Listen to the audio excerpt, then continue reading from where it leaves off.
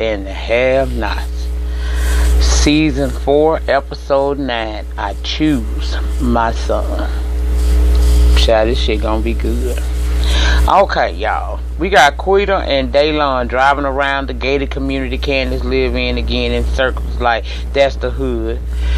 And of course, Rosa the nosy neighbor see it and calls her son Justin the cop. Tells him that the woman that called me will be his back. Get over here right now. Now, while all of that going on, Daylon done hopped the fence, child, in typical ghetto fashion, and let Quita in through the back, and they breaking into Candace's house looking for Quincy, okay?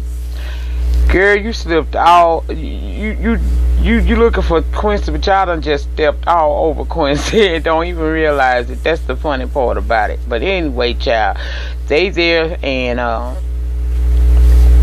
she's trying to follow, they trying to find the location of that phone. Now, see, this is where I say Tyler or his team or collectively forget that this is his nighttime soap opera and not one of his plays. So, I'm gonna need him to, make it seem more believable to me, okay? Because they are in here with this phone moving it around like it's like a one of them ones that they search for coins or silver or something like that, child. They done been over there and done borrowed a pimp named Slipback from off of Empire. They done borrowed his tools, I guess, to try to locate this phone, child. And apparently this phone has been located to the exact room and just so happen they look under the couch and find the phone. Now this is what Quita just really showed me. This girl either has mild Tourette syndrome or she got bad acting skills or some, child, because she see the blood. Now girl, you from the hood.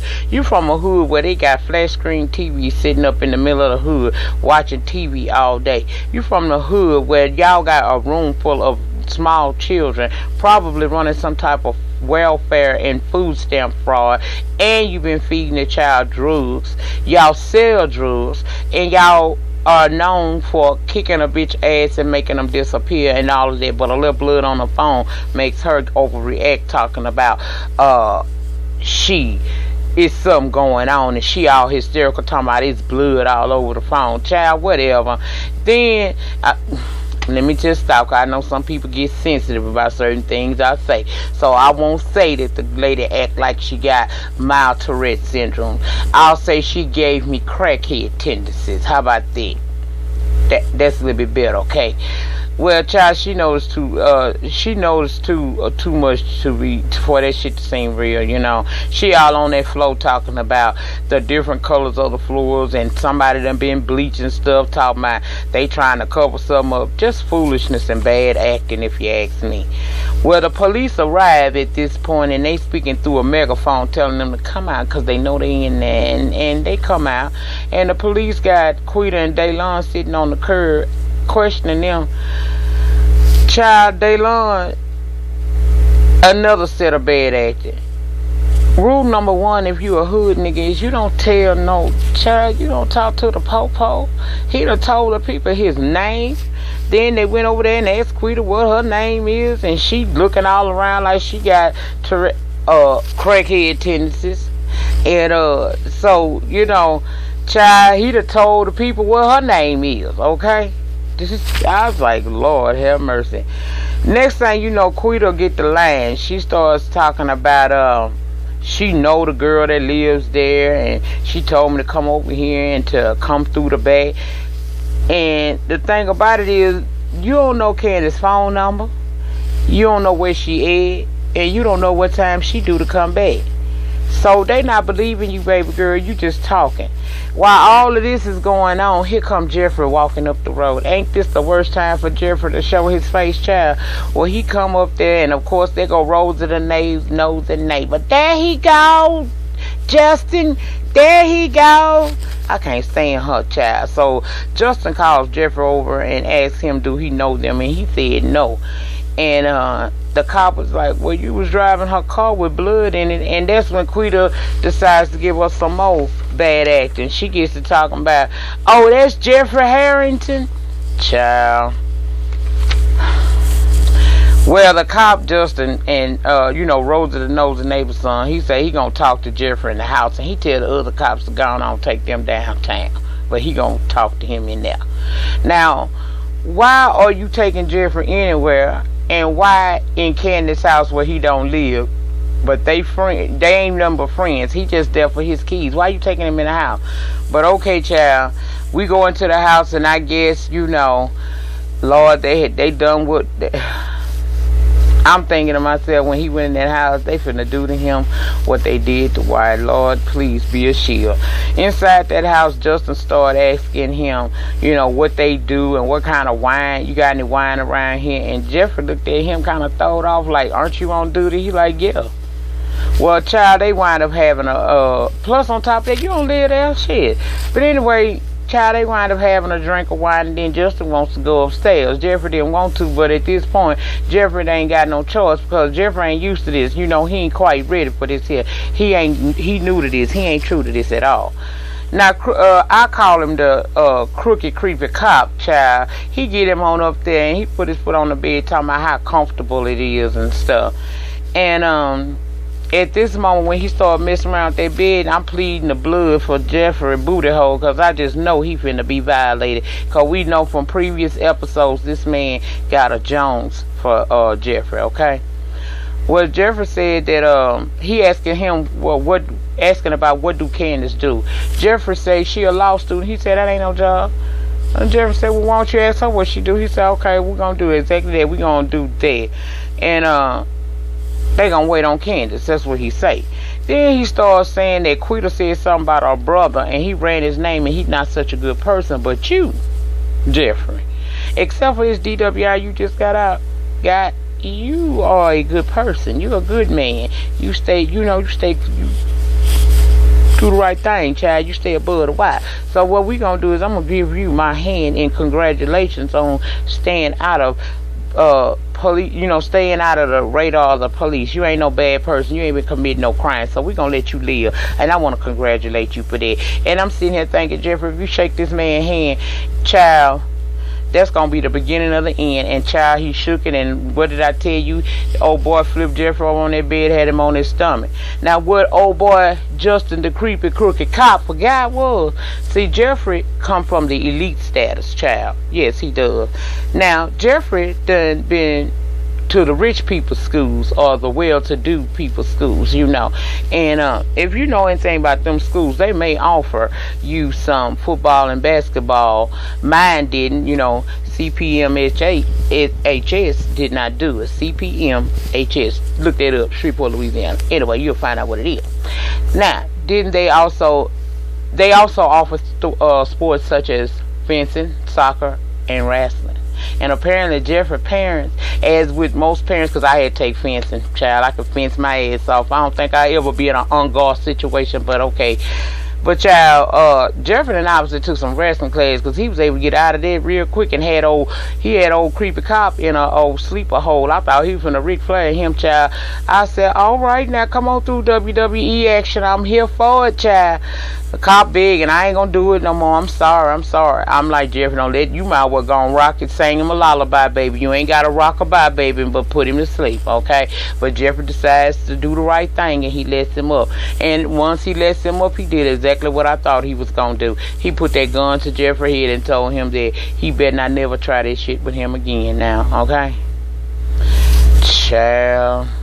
Let me see where I want to go with this next, because, okay, let's go and get Veronica on out the way. We're going to go and get Veronica complete on out the way. Now, let's go over to the FEMA jail.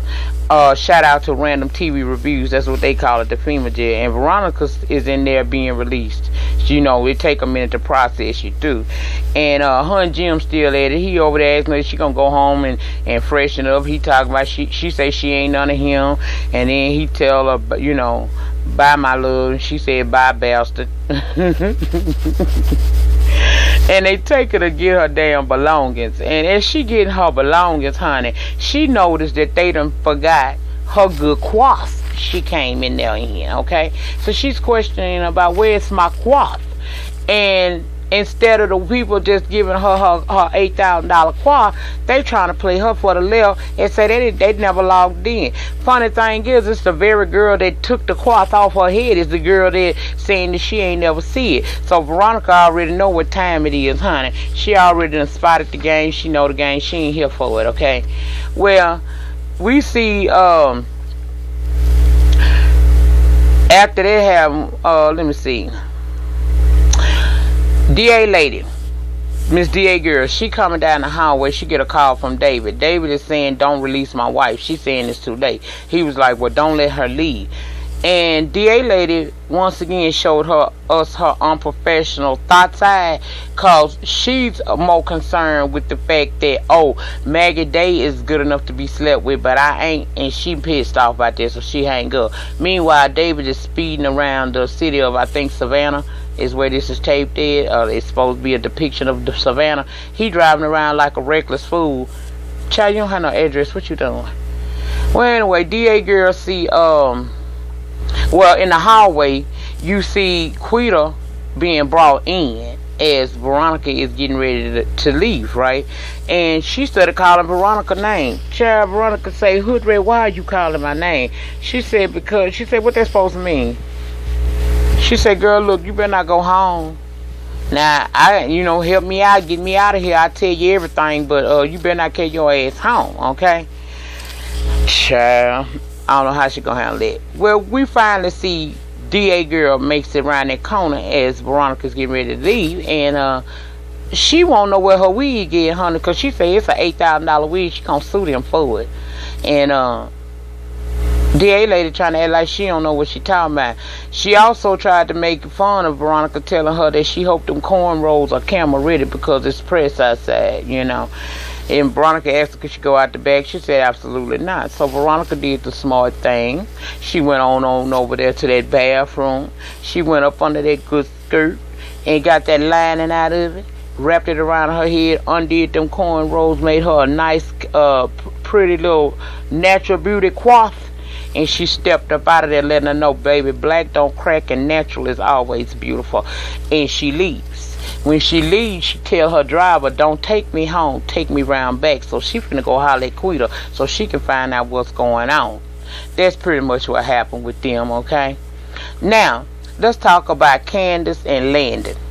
Now, Candace and Landon done met up because she told him, her and Erica left to go talk to him last week. And he said he tired and he want to really return to Atlanta. The only reason why he stayed because Maggie was asking him to. Well, Candace say, how tired are you, baby? Because I got a tall, black, handsome one with dreads that I want to introduce you to. Landon whole card automatically activated the minute he heard tall, dark, and dreadlocks. So he down now. He ain't tired no more. So they go up to the room to meet up with the person. So when they get there, knock on the door. And it's a big, tall, dark-skinned dude with dreads, but it ain't what Landon thought. He was a motherfucker came through there, child. Looked like he had been down under for a minute, He looked like that he done been institutionalized so long that, child, he do think that certain feminine looking, cute men like Landon would be women, and that's what he see them as. Yeah, he was one of them kind, right? And he telling Landon over there looking at Candy like, that ain't my type, child. That ain't what I want. Next, we get another knock at the door. This time is Erica and the Black Big Show done came up in there. Now Landon is now sweating in his boots because he knows something is amiss here. Something ain't right. And Candace say, Landon, nothing can stop me when I want to know something. And it's funny how you were able to pull up information on Oscar, but when I went to pull up information on Oscar, I wasn't able to do that. What's really going on here?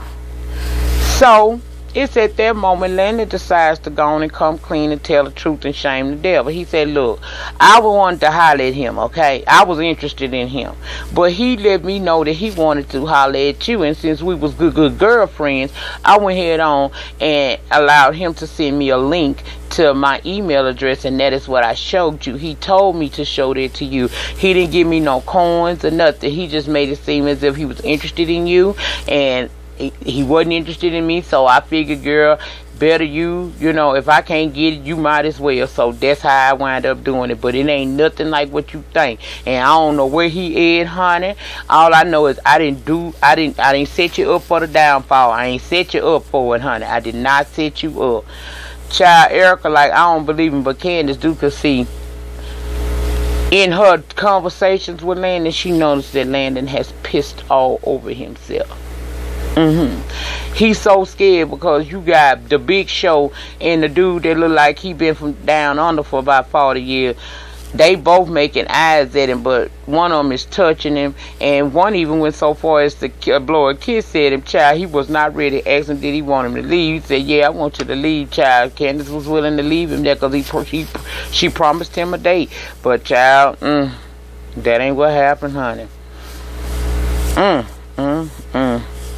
So she done had that conversation. Let me see what else I done left out. Okay. Now let's go back over to Candace's house, because we got Jeffrey still there with Justin, the creepy crooked cop. And Jeffrey, being a therapist, has already clocked old boy T, okay? He say he know Justin is in the closet, and Jeffrey asked him, what's your story, man? You know, what's going on with you? Why, who told you that being gay was bad? Was it your mom, your dad? Jeffrey said, did they punish you? And he's saying, you don't know me, but he getting upset. So you know you clocking T when he started getting mad, right? He said, you don't know me. And Jeffrey said, oh, but I do. You one of those closet freaks, and you can't be free like me, so you angry. Child, crooked cop is pissed at this point, and he really jumping in his feelings, talking about, you don't know me. What are you, some kind of therapist? And Jeffrey said, yeah, I am. Remember, Jeffrey, a therapist. Child, he told him he was trapped in the closet, wanted to be like him, and he a crooked cop, really that uses his badge to make people do what he wants them to do. And then he goes home at night and he hurts himself.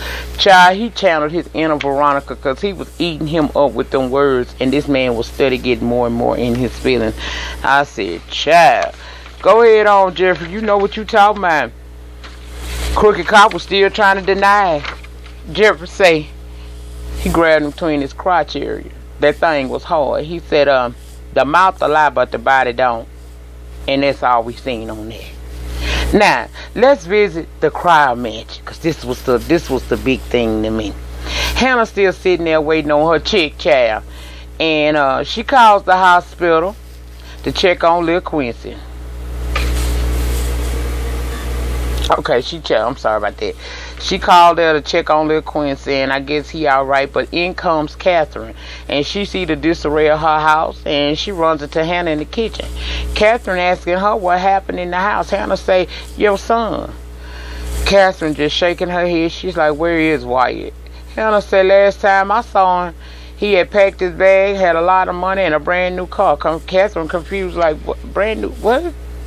Yeah, she said, yeah, that's what he had, child. He had his shit and he left, okay? Well, Hannah said, good to see you, and where you been? Catherine tried to lie. Catherine say, away, and Hannah say, so you gonna lie to me? Child. Hannah say, is it something you want to tell me? Catherine says, is it something you want me to know? Hannah says, so you gonna still lie to me? She said, Wyatt told me about it.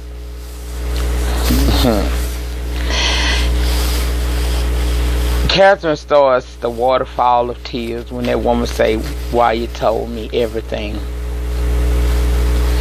Child, these folks ain't loyal at all. Hannah said, I told you protecting that boy will end up hurting you. Now, is it worth it? She said, you been in jail. Your husband's still in jail. And Catherine said, you forgot one. She said, you. I can't lose you. Hannah said, child, consider me gone. Hannah said she want her check, and Catherine started begging her not to leave. Hannah said, you sat in my face knowing that your son had hit that little girl and killed her, and that he had hit my son. Catherine said, I didn't have to tell you. You already knew. You saw through my BS. You saw through Jim's BS, and you knew. Catherine said, no, but you never confirmed it. And then she went into this story about when she was a child, her uncle had been running around. I don't know how this went. It's something about the uncle, a TV. He was seen with the TV. The police later came and asked Hannah, did she see her uncle with the TV? And she said she did. That ended him up in jail, where he died 2 days later, I'm assuming under police custody. And we find out, well, she found out later, that her uncle actually hadn't stolen the TV. He had found out who had stolen the TV from a man that he worked for, and what he was doing was trying to get the TV back to return the TV, but he got killed. And she carried guilt around in her that had she not said what she thought, as opposed to being what she actually know, she wouldn't have never had her uncle killed. So that's the reason why when she suspected that Wyatt had done everything that he had done, she did not go to the DA and try to pursue that, because she was waiting on confirmation from Catherine. She don't want to go and destroy someone else's life the way she feels like she did her son, okay? She told Catherine,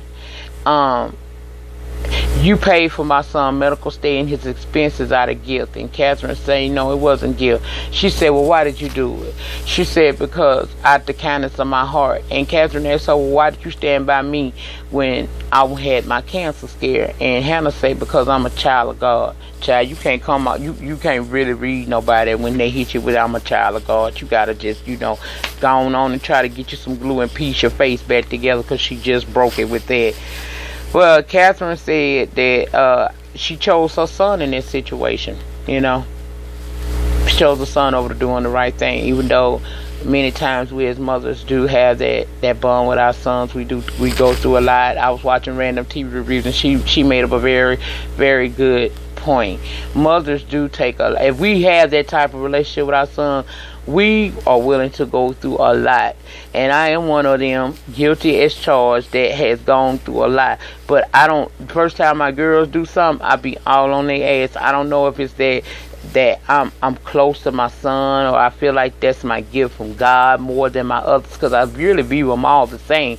They all are my angels. But it's just something about that relationship with that mom and that son. It's, child, you will put up with some stuff, but you got to control that and play the game fair. You can't show that type of favoritism like Hannah does with Benny over Candace, and the way the Criers did for Wyatt, opposed to listening to what was going on with their daughter. Maybe she would still be here, but anyway, child, that's basically what happened. She was telling her that, Catherine said she chose her son, and Hannah said, I choose mine, and I need my check. Catherine is begging Hannah not to leave his house, but Hannah persisted. She want her money, and she want to be done with Catherine. Catherine told her, you get paid on the 1st. If you still here on the 1st, then I will pay you your money. If not, I will mail it to you. But if we done with this here, and you done with all this talking, then you need to get back. You need to get to work, because, you need to clean up. There's stuff to be done. I'm not giving you no check. And Hannah really is in she really stuck between a pimp and a hard place, because she ain't got no money. She don't have no money to go nowhere. So, all because you refuse to, work with your son, you stuck working for the people who almost killed, the people's son who almost killed your own child. And it's all because you and your stubbornness. God does allow us to have common sense in everything that we do. That's a built-in capability that we all supposed to have. Now, I heard it say that common sense is not so common, but it should be. A lot of these issues that Hannah faced, she faced because she is so hard on her daughter, and she won't drop her pride to accept the help from nobody but these people. And these were the very main people that almost, because of their son, was the reason why your son almost was taken out of this earth. But child, that's all I got. If I forgot anything, please put it down in the comment section below. And in the meantime, in between time, please like, comment, subscribe. I'll see you guys back down here for American Crime. It'll be up tomorrow morning. Peace.